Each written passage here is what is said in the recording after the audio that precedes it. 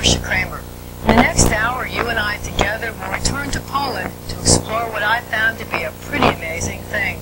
The staggering amounts of property that rightfully belonged to the Polish Jews who died in the Holocaust, Holocaust survivors, or their sons and daughters. Now, before Hitler, Poland was home to 3.5 million Jews. Many were extremely wealthy. But after Hitler unleashed its armored tanks and its goose-stepping infantry, and after he built his death camps, Polish Jews were almost wiped out. Now, more than 50 years after they fled Poland with only their lives, a few Polish Jews and their families have returned to the land of their birthright to fight for their family property. During this broadcast, you'll meet Holocaust survivor Estelle Sapir, Richard Sheldon, the son of 2 Holocaust survivors, and Benny Taub, whose dad fled his homeland to save his life.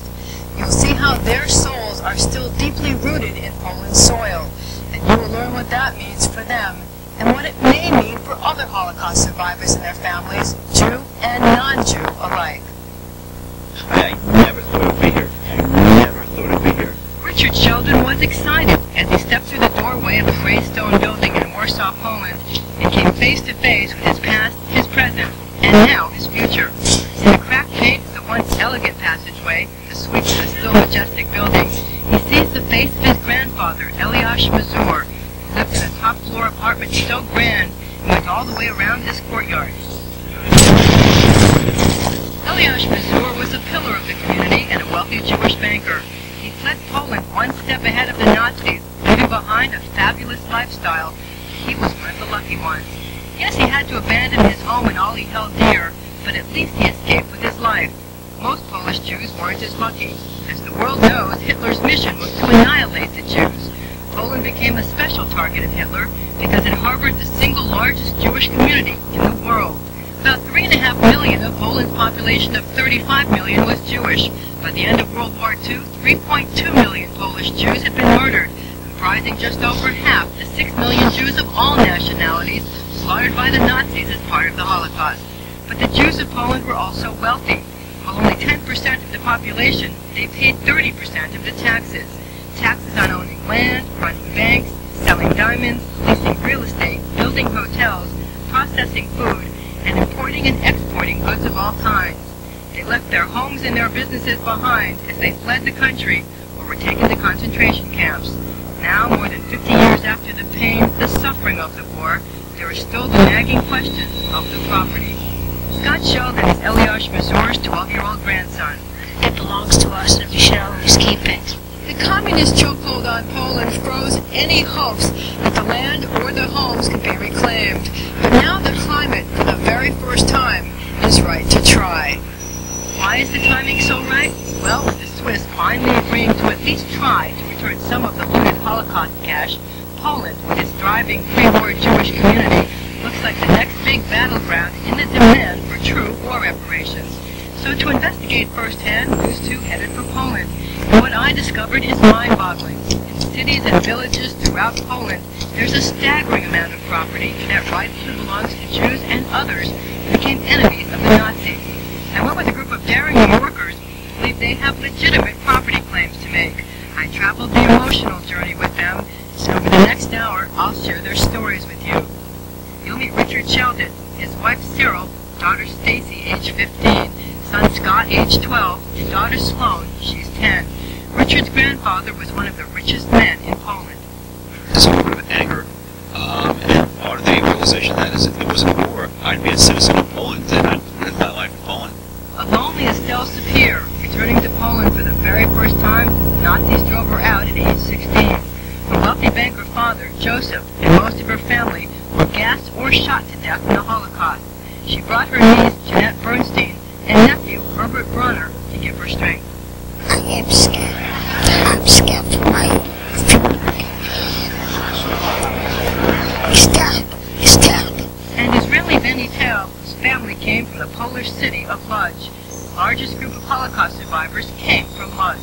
Just give me back my property. Give it back to me. It belongs to me. In a sense, these New Yorkers are pioneers, traveling an ocean to reclaim these streets and these buildings. These two undercover cameras will take you to a huge depository way of official real estate records the Polish government hoped nobody would discover, and show you hard evidence to back up our property claims. It says the owners of the property,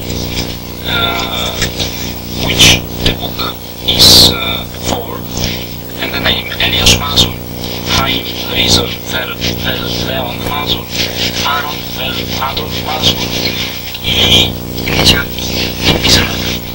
And I'll introduce you to some lawyers who hope to help Jews and other Polish citizens recover property that is rightfully theirs. They should never have lost it in the first place. And the fact that somebody's holding on to it is, they're like squatters. And it's our job to get it back. I wondered if you could explain to me what, if anything, the Polish government or the legislature is contemplating in terms of dealing with this very difficult problem. Rząd polski przygotował projekt ustawy. Polish government prepared already the legislation which is dealing with the churches, with any church, including Jewish community. And there is a special legislation, but the process is going to be very long because it has been 50 years which passed, and property was in different hands, so the very problem requires very careful considerations. There is an urgency now to reclaim the property because 5 to 10 Holocaust survivors die each and every day. I should tell you that the Israeli government has now decided to assist in reclaiming Polish property, and that U.S. Senator Alphonse D'Amato is on the case. We'll hear from him later. When we return, Richard Sheldon sees his grandfather's land and his mother's stories of her childhood actually exist in Warsaw, Poland. Many Poles go to sleep at night smugly thinking that the property they took from Jews driven out and murdered by Hitler is theirs for eternity. But they haven't met New Yorker Richard Sheldon. As he gained at Kennedy Airport and on a 767 bound for Warsaw, Sheldon was already planning strategy with his lawyer Edward Fagan to hit the Polish soil running. Now, we traveled with him to Poland several weeks ago, and what we learned about his family's holdings and lands owned by countless others, well, it made him furious. Now he's ready to take on the entire Polish government. How could you do this? How could you not know that you stole somebody else's loved possession?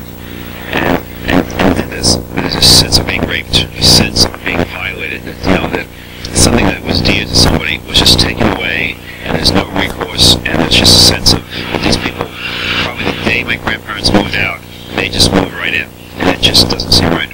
Richard Sheldon's anger boiled over as he walked the streets of Warsaw with his wife Cyril, son Scott, and daughters Stacy and Sloan. The hard-nosed businessman, who grew up on West End Avenue in Manhattan, felt his fury grow as he looked into the impassive faces of the men, women, and children who filled the streets, many living and working in buildings erected and owned by his ancestors. Richard's mother grew up here, living a life of privilege as the daughter of one of the richest men in Poland. Eliasz Mazur owned banks and rice processing plants and buildings, lots of buildings, all left behind as he fled the country to escape Hitler's armies. With Mazur gone, others, including the government, simply took over his property. But now, just as Holocaust survivors made the Swiss banks pay up, Richard wants the Polish government to pay up. I want it back. I didn't think I even wanted it back, but now I want it back. And it's a real sense of anger. 2 years ago, Richard hired a researcher to help him. The first clue he turned up was this 1934 Warsaw telephone book. It had 2 address listings for Eliasz Mazur. Going to Poland with me was the next step. In order to prove that Richard Sheldon owned the property, I had to come to Warsaw's official Hall of Records. And you wouldn't believe what I found. You're looking at undercover video that I shot as Polish officials told us it's just not possible to find the documents that Richard Sheldon sought. But I talked my way in through a low-level clerk. He opened the door to a vast treasure trove of property records dating back over 100 years. Records that could prove the ownership claims of Eliasz Mazur and countless others, Jews and non-Jews, pushed out by the war. What was more amazing, I actually found the exact leather-bound volumes showing beyond a doubt that Richard Sheldon's grandfather owned the property. There it is. There's your grandfather. There it is. Yep. There's your grandfather. 1933 customer. How does that make you feel? Connected. How does it make you feel? Looking at these documents and seeing your grandfather's name on these documents proving that he owned this property. This is connected to since Thomas Editor. This is most connected. I'm amazed. This connection to this real person that he existed. I found proof that Eliash Mazur owned buildings at 18A Novogradska, 3 Malkatowska, and 34 Malkatowska. But then the clerk said it was closing time and we had to leave. Jerusalem City Hall led right here to the apartment building where Richard Sheldon's mother actually lived. I can't believe it. I'm really fluttering. My heart is fluttering. I am so excited, and I just can't believe that it exists, because I really was sure that we would come to an empty lot or there'd be some government building here, and to see it and to know that it's real and that this is where my mother was until the time she left for America I'm just almost speechless. I'm shocked. We got inside, and Richard led his wife and me up the marble stairs of 18A Novogradska, the very stairs his mother used as a little girl. So bizarre. Mazur's building at 34 Malkatowska turned out to have been destroyed during the war. There's a park there now, where in the 50 years since the war, the stand of chestnut trees have grown tall and flourished. Richard insists that the land, the trees, are his. What's amazing is that the only thing left of there was obviously a place that my mother and grandfather lived. That's all that's left. It's beautiful. Is that a chestnut? Well, it's like a piece of wood, but it is a chestnut. And when I take this back and show it to my mother, it might be the only memory she will have of where she grew up before she moved. 3 Malkatowska was his grandfather's wedding present to his mother. It's where his mother planned to make her first home, but war broke out during her honeymoon and she never returned to Poland. We talked to a young woman there who at first was quite unsympathetic about Richard's quest to reclaim this property. What good could I say? Because I'm a young person, so I don't feel responsible for what had happened. It's a sad story. I don't know. The history is sad. You have first time in Poland, yes? Yeah. And how do you feel here? You're part of your country of your parents and grandparents. I don't know. I'm more excited to be here than I thought. Feeling more connected than I thought I would. But on the other hand, very mixed feelings of sadness, and anger. Yeah. Minutes later, though, she returned, and believe it or not, she invited the entire Sheldon family into her home for tea. She said that maybe they would like to see her apartment, which, if not for the war, might have been the very place Richard was raised. This turreted building is one of the many beautiful sights in Warsaw, and Richard couldn't believe that the Polish government owned it. He also couldn't believe that about a third of the building is on his property. Richard estimates his grandfather owned dozens of properties in Poland, and he's not the only one. Jews all over the country were forced to abandon their homes, their businesses, everything they held dear. But this really happened, even though it was before my times. I realized just how closely linked I am to this country and to the war and the significance of it. And everything we've done the last couple of days have just told me that my life would have been so different. And so I really feel almost a kinship, a closeness, yet at the same time, anger and frustration about what happened and a lot of sadness. I confronted the government about righting the wrongs done to its citizens during the war. Krzysztof Laskowitz, the Vice Minister of the Treasury, might just have been trying to put me off.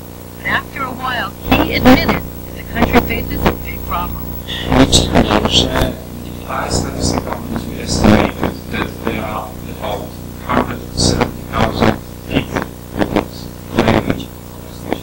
claiming their rights. But 3 million Polish Jews were killed in the concentration camps. Don't you expect that more than 170,000 people will have claims? We are talking about the number of property, not number of people. Experts grimaced at that lowball estimate, equating wading into the Swiss, at first saying they only had a few $100,000 of Jewish money in their halls. But that's nothing compared to the pain Richard's 83-year-old mother felt when he returned to New York and showed her pictures of her childhood home. Things that brought back a devastating time. I forgive you, but you know her memories. And you think that they went so sad. And no word. Even now.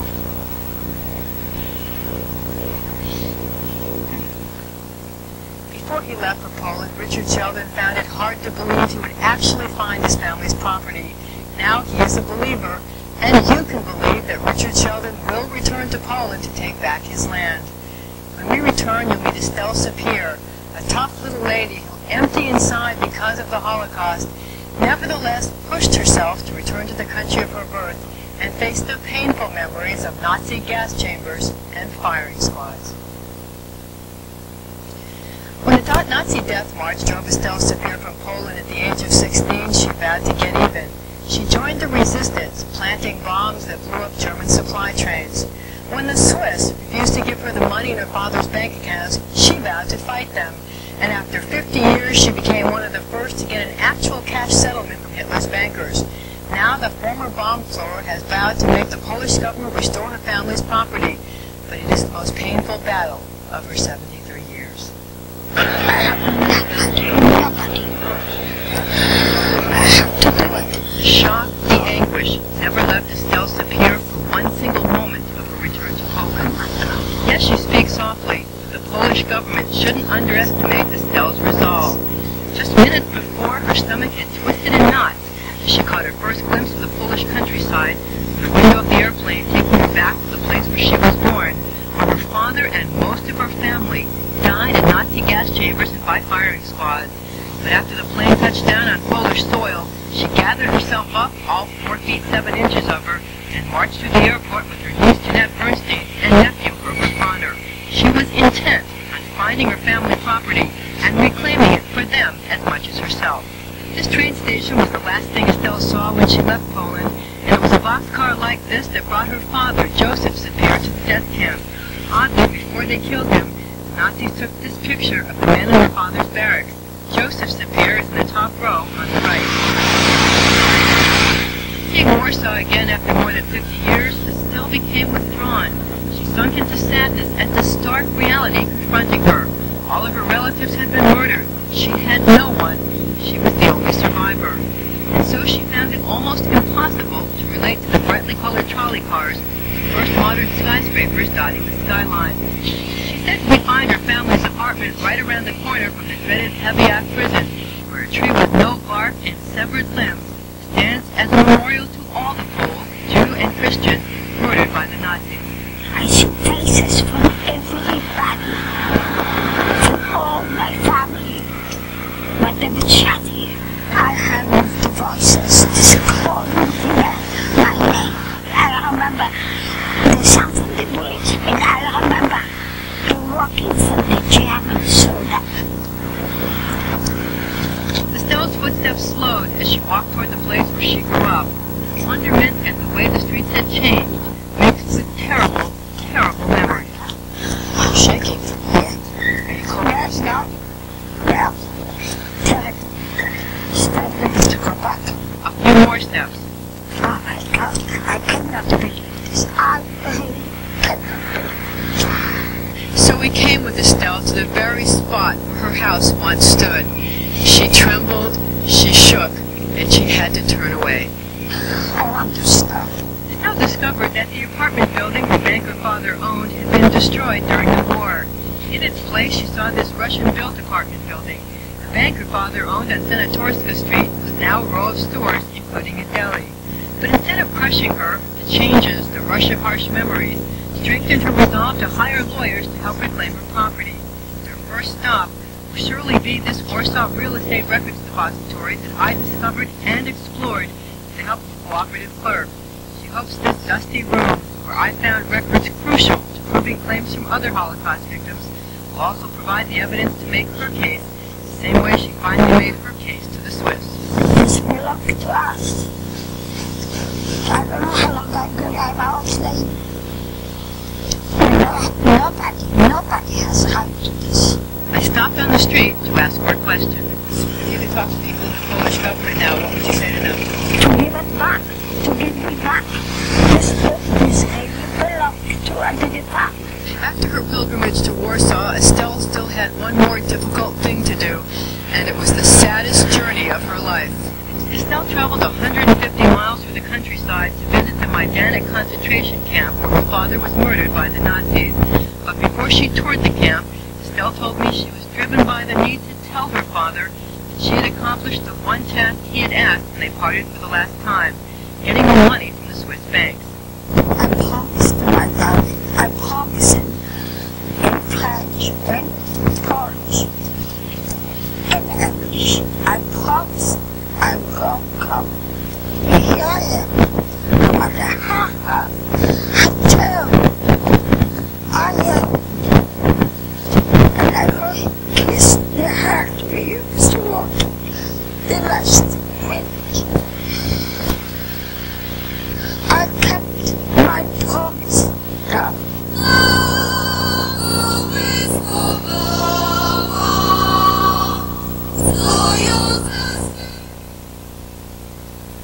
Estelle Sevier's return to Poland was heart-wrenching. She set foot on Polish soil for the very first time in over 50 years because in many respects she is a warrior. She wants her family's property back now. But a visit to the concentration camp where her father was murdered was almost too much to bear. For her, for me, for cameraman Tracy Emery, and now, for you. This is the last thing that I'm going to do in life. A stunned Estelle Sevier stood on a hillside overlooking the Majdanek concentration camp, glancing quickly at the forbidding wooden guard posts, the rusty barbed wire fences, designed to hold Jews earmarked for slaughter. And she had never returned to Poland since being driven out by the Nazis as a young girl. She had no idea what to expect. It was worse, far worse than she imagined. She thought of her father, her beloved father, Joseph Sapir, and she shuddered. Estelle's father made the trip to Majdanek in a boxcar like this, and he spent his last night in one of these barracks. It was here, staring at the place where her father spent his last night on Earth, that Estelle told me the story of the ring she always wears on the fourth finger of her left hand. Her father gave it to her the last time she saw him through the shock barbed wire of a different concentration camp. It was his wedding ring. And was it barbed wire like this barbed wire here? Yes, the same barbed wire. So you were on one side? Yeah, I was on one side and he was on the other side. Of what? I'm a child. Some smaller ones. Smaller one? Yes. See, He reached his hand out? see, he kissed my fingers and I kissed his finger. That's all what the ones I could pass. This is big ones. You see, it's little smaller than this. The color drained from Estelle's face as she glanced away, looking at the tall fields of grass surrounding the barracks, swirling in the wind, as if possessed of the spirit of Joseph Sapir and the tens of thousands of others murdered here. This is the last time I kissed his finger. He kissed mine. He was waved to me. Goodbye. I see you soon. Polish and in French. Have courage. I am coming back. Take care of you, man. Take care of everything. I promise myself I never stop. Never to the lesson. I'm going to go to Poland to ask me for this. What belongs to me and to the grandchildren. I don't have to look to live. Let them have their own life. This belongs to them. And I am going to fight for this. Daddy, I kept my promise and I'm going to keep the promise that I told you. I told you when I survive. I promise you. When I survive, I'm going to stop. And I'm going to fight for everything. I remember.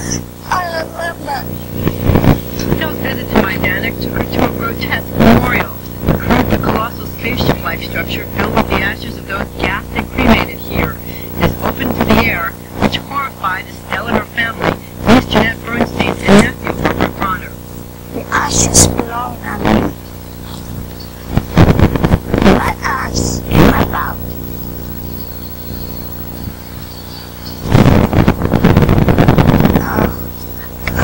Then she went into the crematorium. Estelle stared at the gas chamber, at the hole where the deadly Zyklon B gas had poured out, killing her daddy and all the others. Then ever so softly she ran her fingers over the cement table, where after he was dead, father's body was sliced up by Nazi henchmen, the gold teeth wrenched from his mouth. But the worst, the very worst, were the ovens, which in some twisted oversight still held the ashes of dead Jews and others. Maybe, just maybe, thought Estelle, her father's ashes were somehow mixed in with those in the oven. She shocked us when she took an empty pill container and reached deep into one of the ovens. She wanted ashes, her father's ashes, buried next to her mother in a cemetery back home in Cedar Park, New Jersey. My stomach cries out. Oh, God. The last thing Estelle did was light candles, memorial candles, to honor the souls of her father and the rest of her relatives murdered here and in other Nazi death camps scattered throughout Poland. He's gonna shmeir up. Finally, with her niece and nephew on either side, Estelle said Kaddish, the Jewish prayer for the dead. I love him. He's going to always be my hero.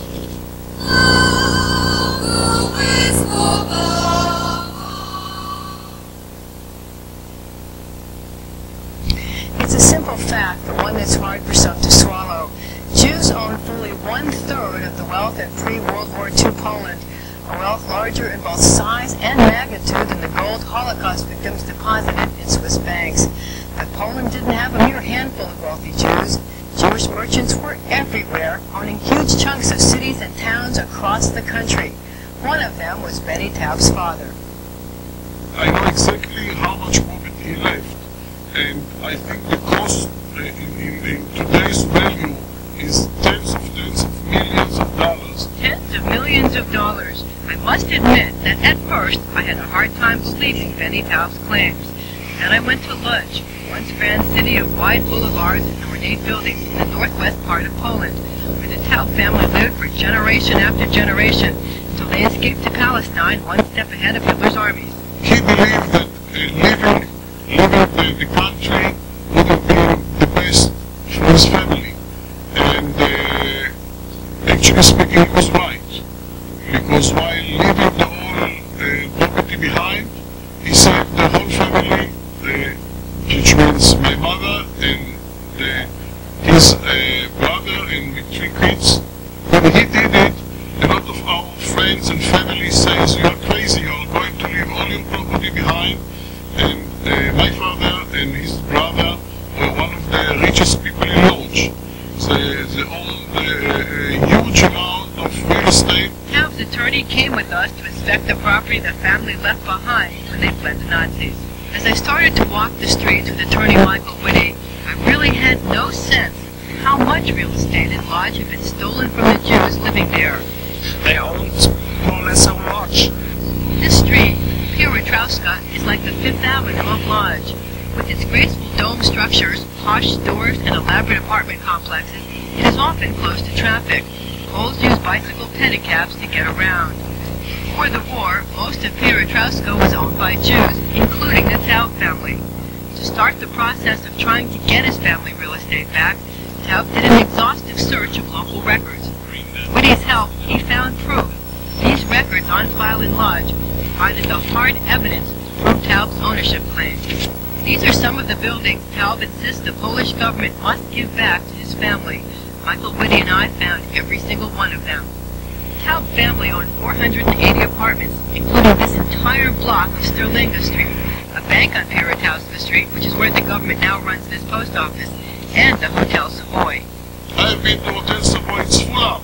You can't get a room in the Hotel Savoy. And who gets the money? The government. Why should they get it? They did not sell the Hotel Savoy to somebody, to some Polish private people. They gave it to the union of the hotel organization in Lodz to operate. Where does the money goes? I don't know. Benny doesn't know where the money goes from the businesses operating out of the address number 20 Pirotowska Street, a building that he owns. Inside the courtyard of number 20, all the commercial space is full, and I don't believe any of the flats above the commercial space are vacant. Benny's father, Thiel, built the Hotel Savoy, ran the bank, operated all the apartment buildings. But face to face with the German war machine and Hitler's vow to kill all the Jews, Thiel decided to get out of Poland fast. We just felt and we told the family, well, we think we should go, leave everything and go to Israel or to Palestine and let's save our souls. An angry Benny has been trying for 5 long years to get his property back. It is mine. I must have it back. It is the justice to have it back. It's not that I'm asking something which is not against the justice. This is exactly just pure justice. I want to have it back. Benny Taub represents so many others, the offspring of over 3 million Polish Jews who were either slaughtered or driven out by the Nazis. The Jews were the wealthiest people in Poland. 10% of the population paid 30% of the taxes, and that's really an important figure, 30% of the taxes. A lot of the taxes were real estate. We're literally a third of Poland appears to have been confiscated by the government. Lawyers like Ed Fagan and Carrie DeVino and German attorney Michael Whitty were key players in forcing Swiss banks to agree recently to open their vaults and give Holocaust survivors nearly $1.5 billion. Now they say their next target is Poland. They want to force the Poles to do the same thing with Jewish real estate, give it back to its rightful owners. Give it all back. Open the closets. Let the bones fall out where they may. Go through the record books. Okay, so you waited 50 some odd years, but go open every one of those books and start publishing names of people. Don't make them look for you. You know who every person is. Give it back. That's right, the records do exist. I found some of them myself in Warsaw, a real estate records depository the Poles had hoped that nobody would discover. Take a good hard look at these property ledgers. There are rooms like this in Warsaw and Krakow and Lodz and towns and villages all across this country. So if the Polish government tries to say there are no records of Jews owning property here, well, they wouldn't be telling the truth. Knowing now that the pre-war records do exist, I confronted the Polish government with a hypothetical question. If a man who claims to have a claim on a property goes to the records office and finds a record that shows that his grandfather owned the property in the 30s and that now the building is owned by the state, what chance does he have, if he can prove that he's the rightful heir, of getting his property back? Zaczyna dlatego, że jeżeli jest it will be returned itself, although after the whole legislative lawful road is supposed to be fulfilled. Mr. President or Mr. Minister, whatever your name is, just give me back my property. Give it back to me. It belongs to me. It always belonged to me and to the partners in this property. Right now, there's no indication how long it will be until the government agrees to pass legislation to return property to Jews and others driven out by the war. Laskowitz confessed to me that the government is just now beginning to feel pressure to do so.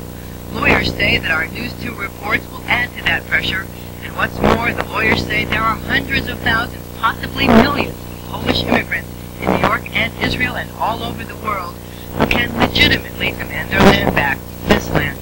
I would not take out any of those families from their home, because they've been living there for the last, 50 years.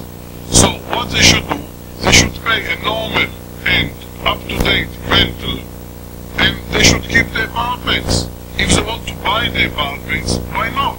Let's have the up-to-date price in Poland of those apartments, and I'm going to sell it to them. I'm not going to throw anybody from their home, but I think that I can throw the government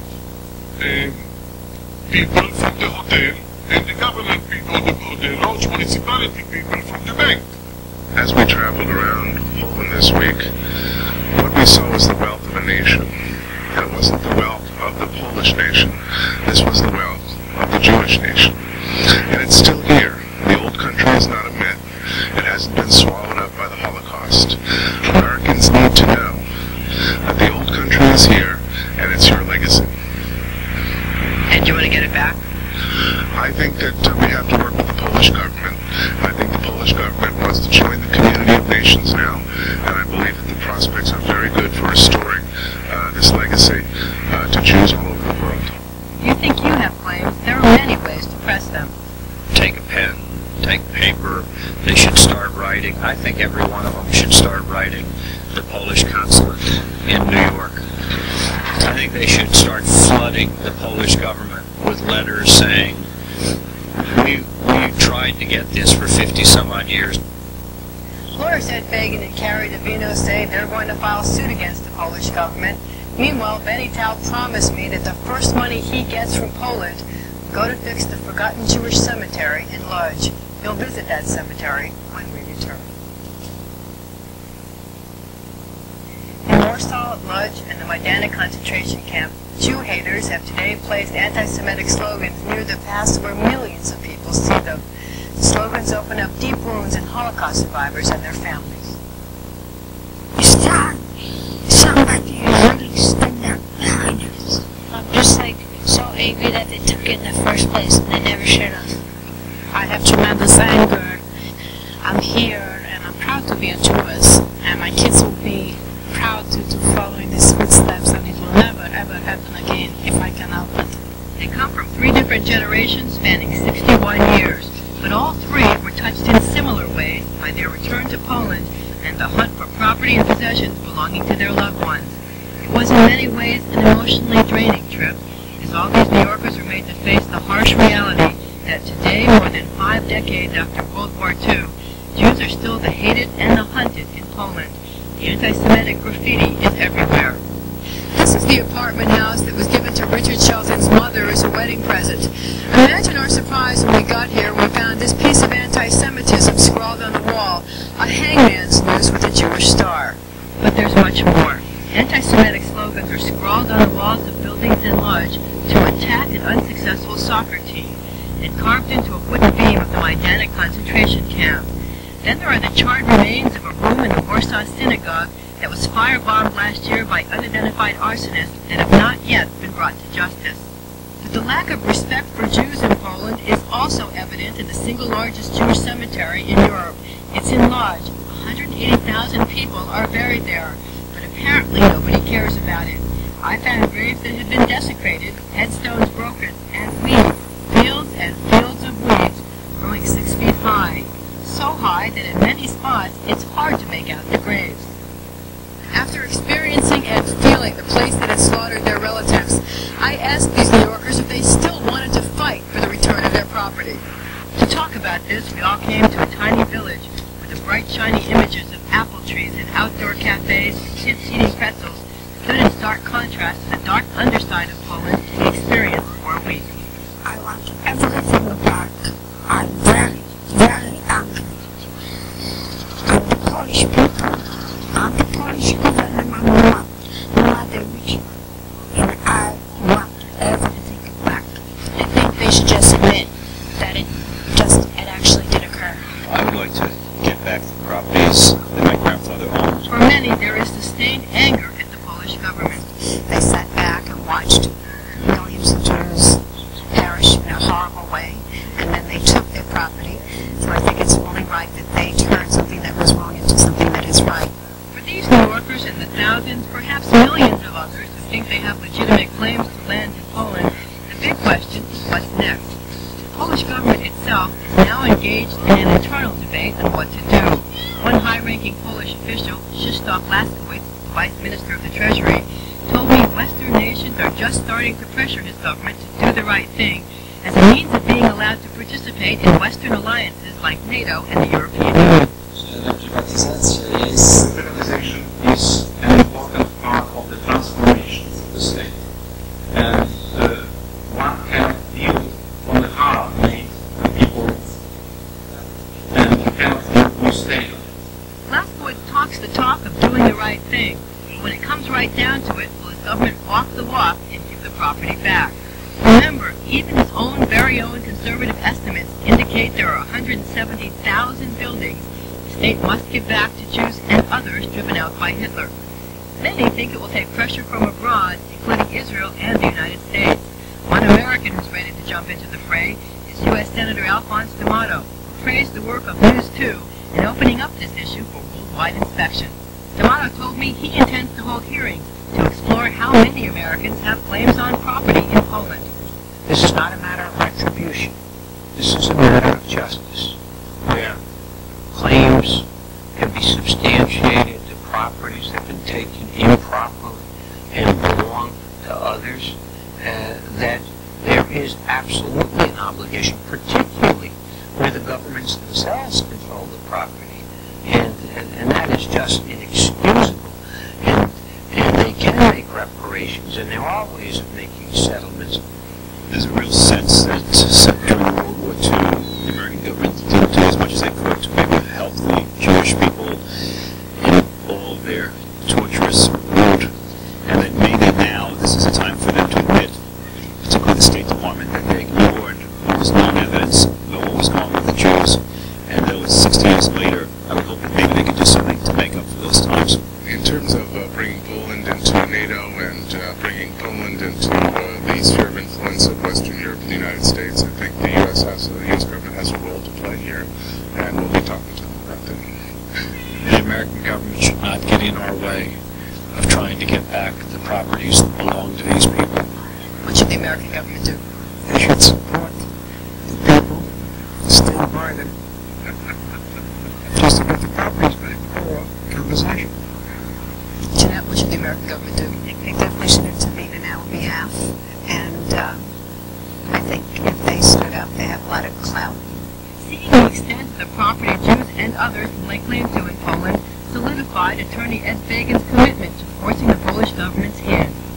Makes me want to take a 2x4 and hit him in the head and say, I don't know why it took this long for us to get your attention, but make no mistakes about this. We are going to get your attention now, and then we'll talk. I returned to New York with new memories of Estelle Sapir, lonely in her Polish homeland because Hitler's Nazis murdered her family. New memories of Richard Sheldon, feeling so strange, his heart fluttering, as he walked on the property his grandfather owned and on the very stairs his mother used as a child. And new memories of an angry Benny Taub, being robbed of millions of dollars by the Polish government, which controls large blocks of his property that his father abandoned to save his soul. I can only hope that my return to Poland may someday cause the Polish people to return the lands to their Jewish brothers and sisters, Holocaust survivors, their sons and daughters. It will be a just and great memory for us all. Thank you.